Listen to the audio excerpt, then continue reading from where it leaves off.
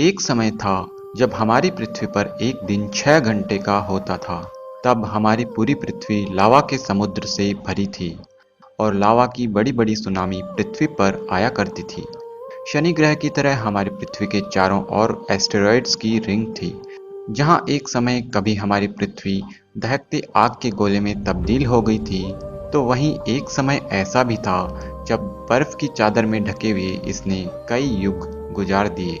और इससे भी पहले वो समय जिसने इन सभी युगों को जन्म दिया, जब हमारी पृथ्वी, सूर्य और सभी ग्रह अंतरिक्ष में एक धूल और गैस के बादल के ही रूप में मौजूद थे। मात्र गैस और धूल के कणों से इतनी विचित्र पृथ्वी कैसे उत्पन्न हो गई? आखिर इतने सालों में क्या क्या परिवर्तन हुआ जिसने एक रहने लायक ग्रह पृथ्वी को बनाया, जहां पेड़ पौधे, नदी, तालाब, पहाड़, समुद्र, असंख्य जीव जंतु और हम इंसान पैदा हो गए। आखिर ये सब कहां से आया? इसे जानने के लिए हमें समय में लगभग 4.6 अरब साल पहले जाना होगा। आज से लगभग 4.6 अरब साल पहले अंतरिक्ष में यह है एक धूल और गैस का बादल जिसे नेब्यूला कहते हैं। इसमें हमारा सोलर सिस्टम गहरी नींद में सोया हुआ है। इससे कुछ ही दूरी पर एक प्राचीन सितारे में एक विस्फोट होता है और उस विस्फोट की वजह से यह गैस और धूल का बादल विचलित हो जाता है। ये विस्फोट इसे जगा देता है और धीरे धीरे यह अपने ही अंदर डहने लग जाता है। गैस और धूल के कण केंद्र में इकट्ठा होकर इस नेबुला में एक विस्फोट होता है और जन्म होता है एक स्टार का। यह हमारे सूर्य की शिशु अवस्था है।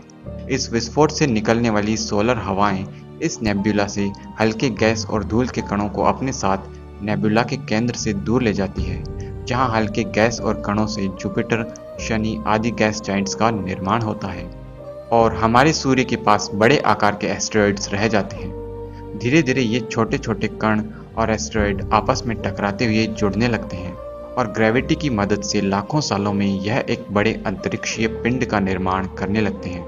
इस तरह धीरे धीरे एक बड़े अग्निपिंड का निर्माण होता है। ये है प्रोटो अर्थ, हमारी पृथ्वी का शुरुआती रूप। हमारी धरती इस वक्त काफ़ी गर्म है।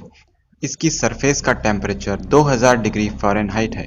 इस समय पृथ्वी पर CO2, नाइट्रोजन और वाटर वेपर ही मौजूद है। हमारी पृथ्वी पूरी तरह से लावा के समुद्र से सनी हुई है। और ये देखिए, अचानक मंगल ग्रह जितना बड़ा एक आवारा प्लेनेट थिया दूर कहीं अंतरिक्ष से हमारे ग्रह से टकराने आ जाता है।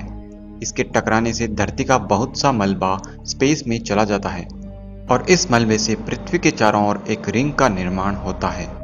कई सालों में धीरे धीरे ये टुकड़े जुड़कर एक 3000 किलोमीटर चौड़े गोले का निर्माण कर लेते हैं और यहाँ हमारे चांद का जन्म होता है।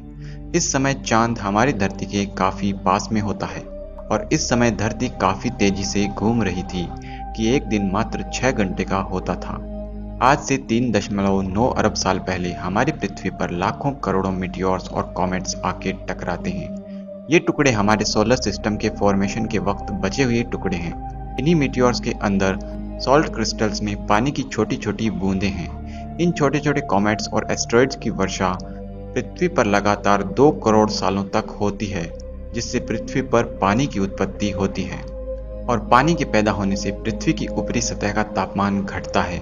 70 करोड़ साल बीत जाने के बाद ये है हमारी पृथ्वी, जो फिलहाल पूरी तरह पानी में डूबी हुई है। पानी की वजह से पृथ्वी के ऊपरी सतह को ठोस रूप में बदलने का मौका मिलता है। पृथ्वी के वॉल्केनिक एक्टिविटी की वजह से मॉल्टन रॉक्स अपने विस्फोटक रूप में पानी के ऊपर आती है। इस तरह पूरी पृथ्वी पर जगह जगह वॉल्केनोज के विस्फोट से जमीन उभरने लगती है। इस समय हमारी पृथ्वी के एटमॉस्फेयर में ऑक्सीजन नहीं थी। हमारी पृथ्वी पर लाखों एस्टेरॉयड्स की वर्षा होने से उन एस्टेरॉयड्स से पृथ्वी पर जीवन के पनपने लायक मूलभूत पदार्थ आए, जिनसे शुरुआत में समुद्र के अंदर कुछ एक कोशिकीय जीव पनपे। आज से 3.5 अरब साल पहले समुद्र में कुछ कॉम्प्लेक्स लाइफ पैदा हुई। समुद्र की सतह पर प्लांट्स की तरह दिखने वाली ये संरचना हजारों बैक्टीरियाज की कॉलोनी है। ये बैक्टीरिया सूरज के प्रकाश की उपस्थिति में फोटोसिंथेसिस के जरिए पानी और कार्बन डाइऑक्साइड को अपने फूड में कन्वर्ट करते हैं और इस प्रोसेस में ऑक्सीजन को छोड़ते हैं और 2 अरब सालों के विकास क्रम में यह छोटे जीव पूरी पृथ्वी को ऑक्सीजन से भर देते हैं और इस समय हमारा चांद भी पृथ्वी से कुछ दूर चला गया, जिससे अब एक दिन 16 घंटे का है।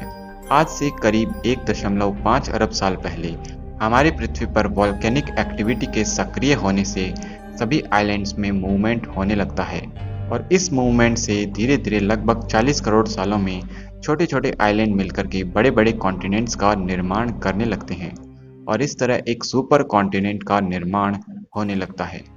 कॉन्टिनेंट्स के आपस में टकराने से पहाड़ बने, समुद्र और पहाड़ों ने मिलकर नदियों को जन्म दिया और अब धीरे धीरे पृथ्वी अपनी असली सूरत में आने लगी। लेकिन अभी भी इस पृथ्वी को हमारे आज के समय की पृथ्वी में तब्दील होने के लिए बहुत मेहनत करनी बाकी थी। अभी पृथ्वी पर डायनासोर्स का आना बाकी था, इंसानों का आगमन होना था, इसके सभी 7 महाद्वीपों का निर्माण होना बाकी था और ये सब होने के लिए इस पृथ्वी को कई अलग अलग दौर से गुजरना पड़ा। कभी हिम युग तो कभी पाषाण युग और कभी दैत्याकार डायनासोरस का युग। तो आखिर ये सब कैसे हुआ? डायनासोरस कहाँ से आए? कैसे डायनासोरस का विनाश हुआ? कैसे महाद्वीपों और सागरों का निर्माण हुआ? और कहाँ से आए हम इंसान? इसे जानेंगे हम किसी अगले एपिसोड में। क्या आप इसे जानने के लिए एक्साइटेड हैं? कमेंट्स में मुझे ज़रूर बताएं। तो फ्रेंड्स, आज के लिए बस इतना ही। मैं मिलता हूँ आपसे किसी अगले वीडियो में। तब तक के लिए बाय।